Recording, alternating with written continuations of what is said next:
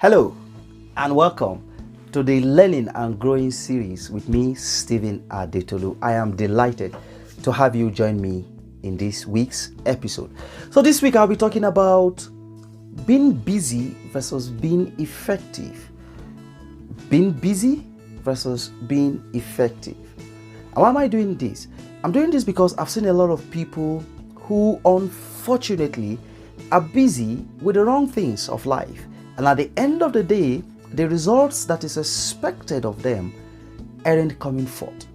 And let's not forget, everything that we teach in this channel is aimed at helping you live a fulfilled life as ordained by our Creator.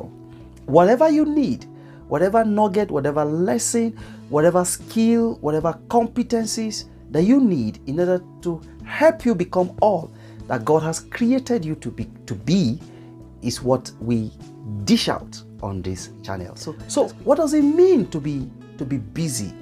Well, I checked out the definition of being busy in the Oxford Advanced Dictionary, and it simply says being busy is having a lot to do, perhaps with no free time. Being busy is having a lot to do and perhaps with no free time.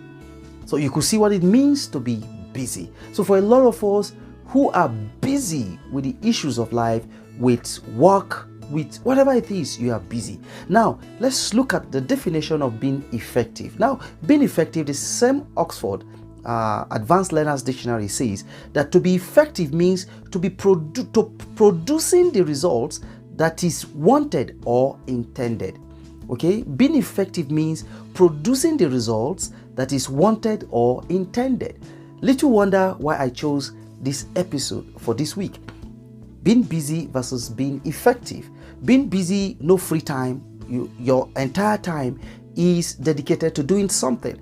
And if you see the difference, there is the difference in being busy and being effective is the result. You are producing an intended, an envisaged or a result that has been anticipated when you are effective. So being busy versus being effective, I'll put the question to you: which would you like to be associated with? Would you like to be associated with being busy, where the whole of your time is taken, you don't have free time and all of that, and no tangible results at the end of the day? But being effective, you are producing a result that is what that has been envisaged, that has been anticipated. That is being effective.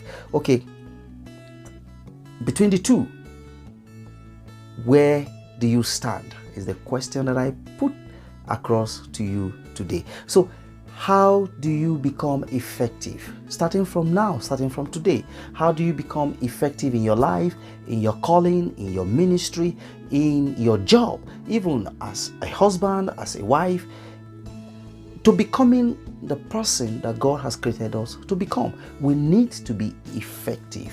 We need to be producing the result that we intended or that we wanted or that has been envisaged. So number one, be intentional about your life. In order to be effective, you need to be, number one, intentional about your life. Structure your life in such a way that it aligns with what you've been called to do. In other words, structure your life in such a way that everything that you do aligns with your purpose. Number one. Number two, plan your activities, possibly allot time to your task. Number two, plan your activities, if possible, allot time to your tasks. If you are going to be, whatever you are going to be doing, allot time to them. It is very, very important that you plan it in such a way that it has time allotted to them and stuff like that. Number three, plan your day ahead. I do this all the time. Plan your day ahead before you go to sleep, or first thing when you wake up in the morning after your exercise. I do that before I go to sleep. I close my eyes and I envisage what tasks I have to do in the office, and I write them down well ahead of time. And sometimes when I have a place to go to, I try to plan my my activities even when I get there, such that if any other thing comes up, you know that, hey, this is going to eat into your already planned time. So it is very, very important that you understand that. So number 4, prioritize your activities where the most important ahead. Okay, prioritize. Number 4, prioritize your activities with the most important being first. Okay, make the most important first. You may have 10, 20 things to do that are not all 20 things that you've planned to do for a day that are absolutely necessary.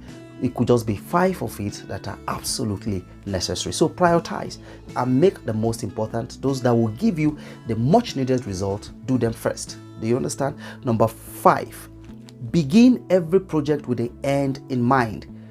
It keeps you focused and motivated. Every project, don't forget, being effective talks about producing the result that is intended. So in order to be effective, you would have envisaged the kind of result, the kind of outcome that you want. So when you have it in mind, it propels you. So as you are working, you'll know that, hey, at the end of the day, this is the result that I want. This is the outcome that I envisage. So have it always have the end result, okay, in mind, even while you engross yourself in that particular activities. Number 6, learn to say no when it becomes absolutely necessary.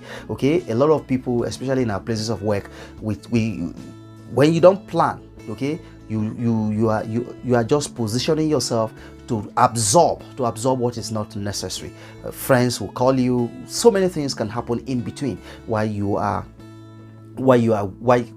engrossed in an activity, and if you're not careful, many more activities keep coming. Okay, so you must develop what it takes to say no when an activity does not align with your already planned day or with the scheduled you have planned for yourself.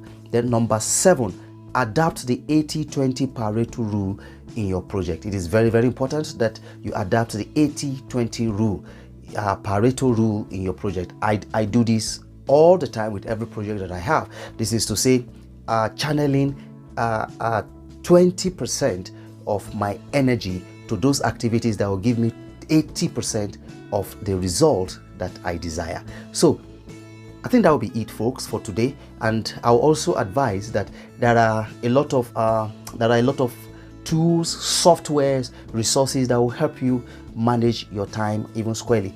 A lot of people, I think there is Excel. You can use an Excel sheet, and if you check Google too, Play Store, there are a lot of tools. For me, I also use my wristwatch. It helps me, even the phone, to allot time for each of my activities. So that is it, folks, for this week. I really and sincerely appreciate you for taking out time to watch today's episode. And if you are new here and you've been blessed by this lesson, I want to encourage you to click the subscribe button that is below this video. Subscribe.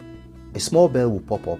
Endeavor to click that bell that pops up, such that when I upload fresh videos every Sunday by 9 p.m, you'll never get to miss them. Join me every Wednesday on my Instagram handle, where I discuss topical issues. Also look me out on my website, www.stevenadetolu. I am a John Maxwell Team certified coach, speaker, and trainer. My life is dedicated to helping individuals discover their purpose in God, to unleash their potentials and become all that God has created them to be. Thank you once again, and I look forward to seeing you in my subsequent videos. God bless you. Cheers.